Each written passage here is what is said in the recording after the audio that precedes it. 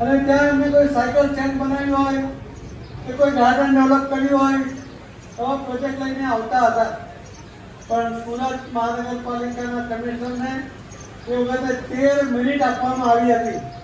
તો 13 મિનિટમાં પણ આ સુરતના વિકાસનો એ દ્રશ્ય આદર્શ કરી શક્યા નહોતા. અને બતાવવાનો જે પ્રયત્ન હતો કે સાયકલ સ્ટેન્ડ કે એવા તો કોઈ નાના નાના પ્રોજેક્ટ પાછા 13 મિનિટમાં લીધા જ નથી.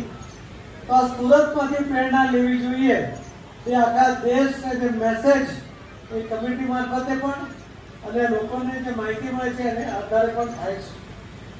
હવે જ્યારે જળશક્તિ મંત્રાલયની જવાબદારી મળી ત્યારે ત્યાંના અધિકારીઓને જ્યારે સુરતની વાત કરી કે આવનારા 50 વર્ષ માટે પીવાનું પાણી જે પોપ્યુલેશન વધવાનું છે અને જે વોટર બેઝ ઇન્ડસ્ટ્રી આવવાની છે એના